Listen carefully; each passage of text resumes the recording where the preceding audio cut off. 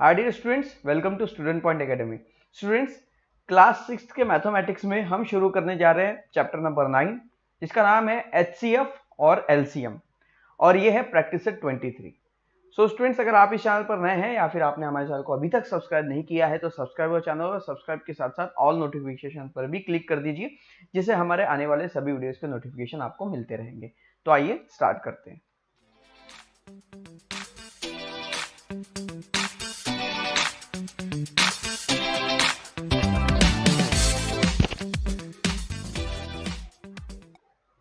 So students, देखिए आप अपनी बुक को स्क्रीन पर देख पा रहे हैं। ओके, एचसीएफ और एलसीएम ये क्या है, सबसे पहले समझते हैं। एचसीएफ मतलब होता है हाईएस्ट कॉमन फैक्टर।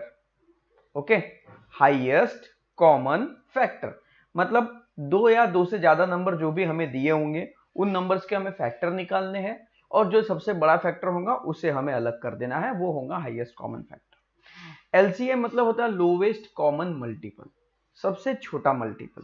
ओके, ये दोनों के बारे में बहुत डिटेल में समझने वाले हैं। सबसे पहले देखते हैं कि यहां पर क्या स्टार्टिंग में इंट्रो में आपको क्या दिया हुआ है इस प्रैक्टिस सेट में। प्रैक्टिस सेट 23 इस वीडियो में करने वाले, तो प्रैक्टिस सेट 23 को करने के पहले हमें कौन सी बेसिक चीजें जानना है वो देख लेते हैं। सबसे पहले बात है डिविजर और डिविडेंड की।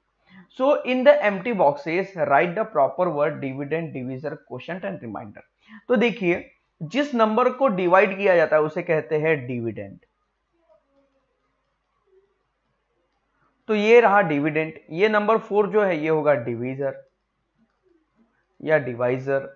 ये है 9 जो है ये क्वोशंट, मतलब ये आंसर कहलाता है। और ये जो बच गया है वो होता है रिमाइंडर। ओके, वैसे ही इधर लिख लेते हैं। 7 क्या होगा, क्वोशंट। ये होगा डिविडेंड, इसे कहते हैं डिवीजर, और ये कहलाता है रिमाइंडर।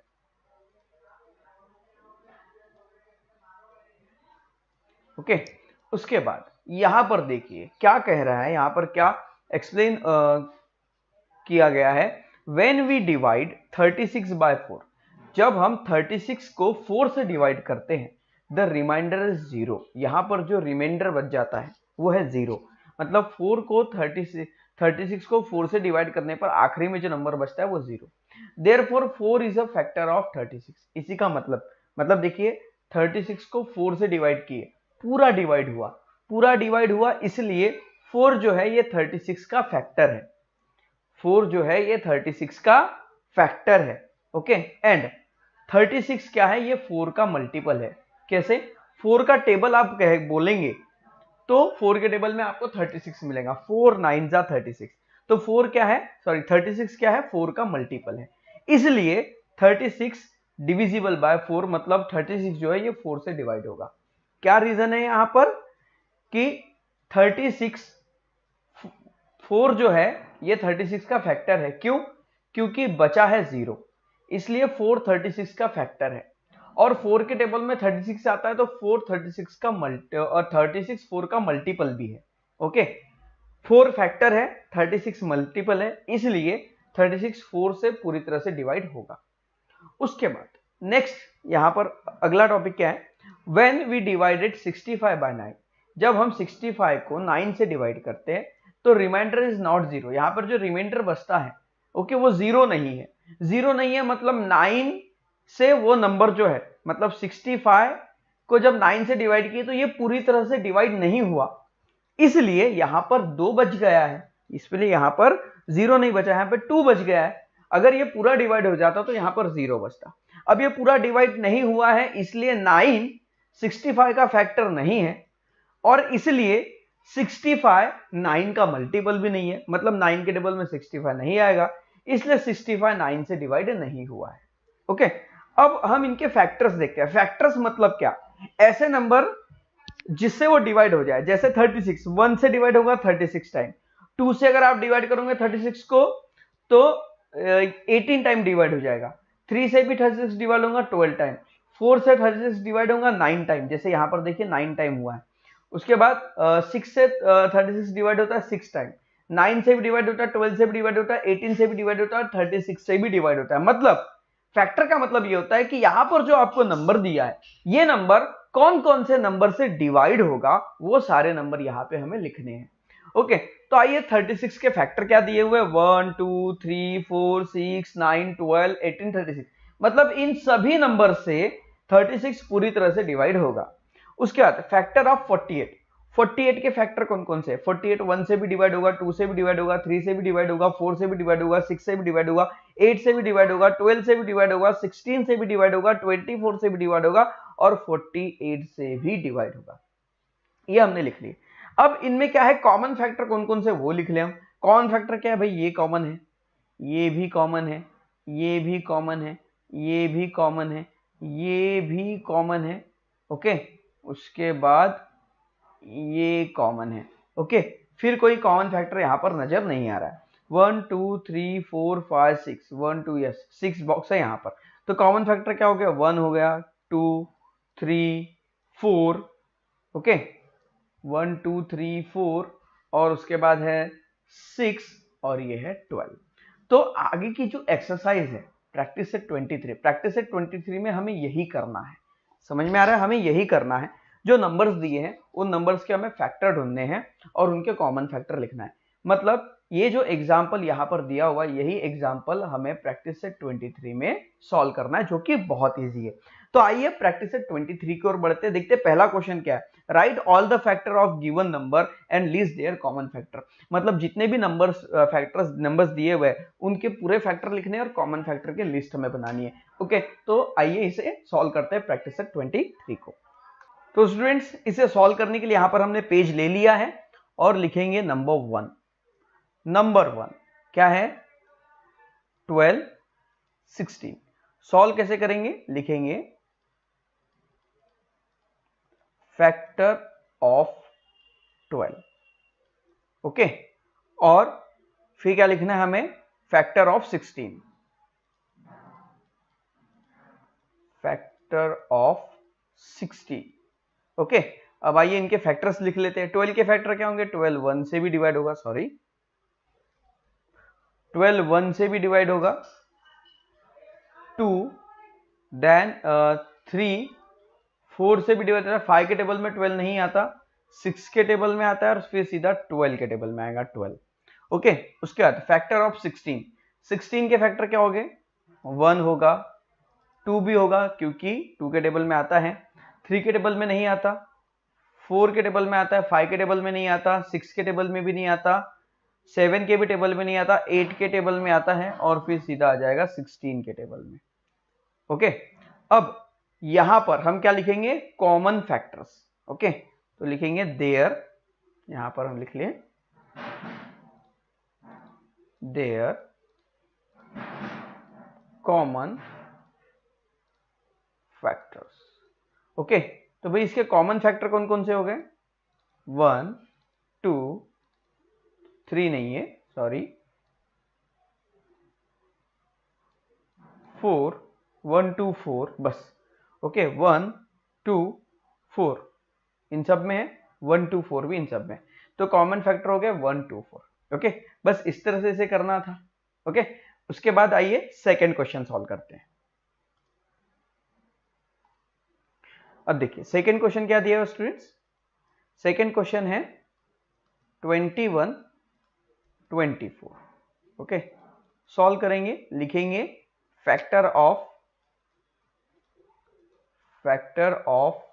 21 और लिखेंगे फैक्टर ऑफ 24। ओके, उसके बाद आइए इनके फैक्टर्स लिखते हैं। 21 1 से भी डिवाइड होगा, 1 से हर एक नंबर डिवाइड होता है, 2 से डिवाइड नहीं होगा क्योंकि ये ऑड नंबर है। ओके, 3 के टेबल में आता है 21, 4 के टेबल में नहीं आता, 5 के टेबल में भी नहीं आता, 6 के टेबल में भी नहीं आता, 7 के टेबल में आता है, 8 के टेबल में नहीं आता, ओके 9 के भी टेबल में नहीं आता, 10 के भी टेबल में नहीं आता, मतलब 1 3 और 7 इन्हीं के टेबल में आता है 21। 24 किसके टेबल में आएगा, 1 के टेबल में आएगा, 2 के टेबल में आएगा, 3 के भी टेबल में आता है, ओके 4 के भी टेबल में आता है, उसके बाद 5 भी नहीं, 6 भी नहीं, 7 के टेबल में 7 के टेबल में भी नहीं, ओके नहीं 6 के टेबल में आएगा, 6 के टेबल में आएगा, 7 के टेबल में नहीं आएगा, ओके 8 के टेबल में आएगा, ओके 1 2 3 4, ओके 8 के टेबल में आएगा, और उसके बाद आएगा ये डायरेक्ट 12 के टेबल में, एंड देन 24 के टेबल में, और ये 21 के टेबल में भी आएगा। अब यहां पर देखिए सबसे बड़ा कॉमन फैक्टर आपको क्या नजर आ रहा है, ओके तो यहां पर हमें क्या करना है, कॉमन फैक्टर्स लिखने हैं, तो लिखेंगे देयर कॉमन फैक्टर, ओके हमें इनके कॉमन फैक्टर क्या मिलते हैं, 1 है, 2 है, 3 है, ओके उसके बाद और कोई कॉमन फैक्टर यहां पर नजर नहीं आता है, ओके 1 2 3 ही इसके कॉमन फैक्टर है। उसके बाद नंबर 3 को सॉल्व करते हैं। सॉरी स्टूडेंट्स, यहां पर 2 भी कॉमन नहीं है, ओके इट्स माय मिस्टेक। देखिए फैक्टर कॉमन क्या है, 1 और 3 है, 1 और 3 ही कॉमन है। उसके बाद आइए क्वेश्चन नंबर 3 सॉल्व करते हैं हम। थर्ड क्या है, 25 30, सो राइट ये 25 एंड 30, लिखेंगे फैक्टर ऑफ 25 और फिर लिखेंगे फैक्टर ऑफ 30, ओके अब 25 के फैक्टर क्या है, 1 है, ओके 3 4 5 कुछ नहीं है, 2 भी नहीं है, सिर्फ 5 है, 5 के बाद बस हो गया, ओके और सीधा है 25। उसके बाद 30 के फैक्टर कौन कौन से होंगे, 1 होगा, 2 होगा, 3 होगा, 5 है, 6 है, ओके उसके बाद 15 है, 10 भी होगा, उसके बाद 15 है और फिर 30, ओके तो लिखेंगे कॉमन फैक्टर,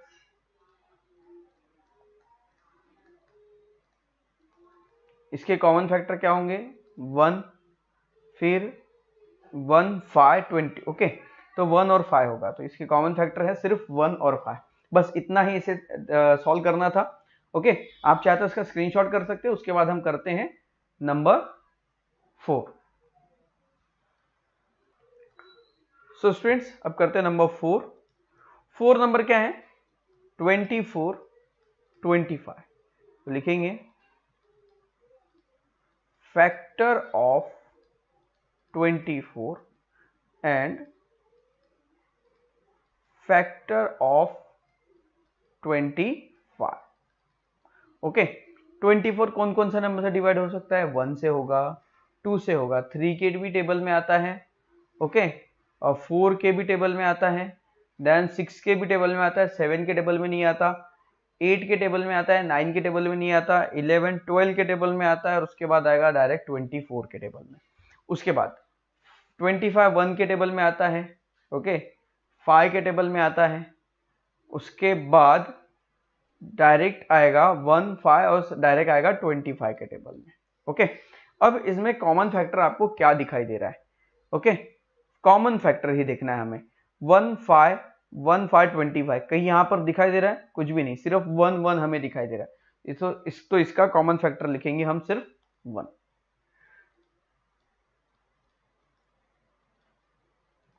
ओके यहां लिख लीजिए their common factor is 1, okay उसके बाद नेक्स्ट नंबर 5 लास्ट क्वेश्चन करते हैं। क्या है यहां पर 56 और 72, तो लिखेंगे फैक्टर ऑफ 56 के फैक्टर क्या क्या हो सकते हैं, 56 1 से डिवाइड होगा, 2 से डिवाइड होगा, ओके उसके बाद ये 1 2 फिर 4 से भी डिवाइड होता है, ये 7 से भी डिवाइड होता है, 1 2 4 7 और 8 से भी डिवाइड होता है, उसके बाद ये 12 से भी डिवाइड होता है, और सॉरी 12 से नहीं होता, 14 से होगा, 28 से होगा और 56 से होगा। सो स्टूडेंट्स, ऐसे नंबर्स के लिए आपको टेबल से याद होना जरूरी है। 1 से भी 56 डिवाइड होता है, 2 से भी होता है, 4 से भी होता है, 7 से भी होता है, 8 से भी होता है, 14 के टेबल में भी 56 आता है, 28 के टेबल में भी आता है। 28 के बाद सीधा डबल हो जाता है तो सीधा 56 आ जाएगा। ओके, उसके बाद फैक्टर ऑफ 72। ओके, 72 किससे डिवाइड होगा? 1 से होगा, 2 से होगा, 3 से भी होगा, 4 से भी होगा, 6 के टेबल में भी 72 आता है, आप डिवाइड करके देखिए। उसके बाद 8 से भी होगा, उसके बाद 9 से भी होगा, 18 से भी होता है, 24 से भी होता है, उसके बाद 36 से भी होता है। 36 जो है ये 72 का हाफ है, तो उसके बाद सीधा 72। देखिए, आप ये सोच रहे होंगे कि 28 के बाद सिर्फ 56 का डिफरेंस क्यों है? जैसे कि 8 है, 8 जो है ये 4 से डिवाइड होगा, क्योंकि 4 जो है वो 8 का हाफ है। ओके, हाफ के बाद सीधा डबल आ जाएगा ना। वैसे 100 है तो 100 किससे डिवाइड होता है? 50 के बाद किसी नंबर से डिवाइड नहीं होगा, 50 के बाद डायरेक्ट 100 से डिवाइड होगा, क्योंकि ये हाफ, इनके बीच में हाफ का डिफरेंट है। इसलिए 36 से डिवाइड होने के बाद 72 डायरेक्ट 72 से ही डिवाइड होगा। ओके, उसके बाद इनके बीच के कॉमन फैक्टर हम लिख लें।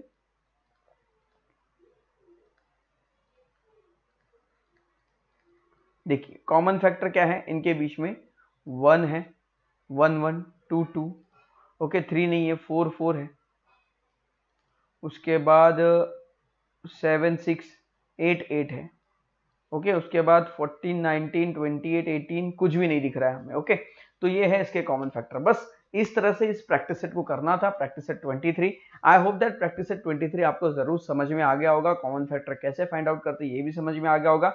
यही कॉमन फैक्टर की मदद से हम अगली एक्सरसाइज में HCF निकालना सीखेंगे। सो स्टूडेंट्स, आज की इस वीडियो में बस इतना ही था। ओके, तो आपको ये वीडियो कैसा लगा कमेंट बॉक्स में जरूर लिखिए। वीडियो अगर अच्छा लगा है तो वीडियो को लाइक कर दीजिए, चैनल को सब्सक्राइब जरूर कर दीजिए। ओके, तो मिलते हैं अगली वीडियो में जिसमें हम करेंगे प्रैक्टिस सेट 24। तब तक के लिए बाय बाय।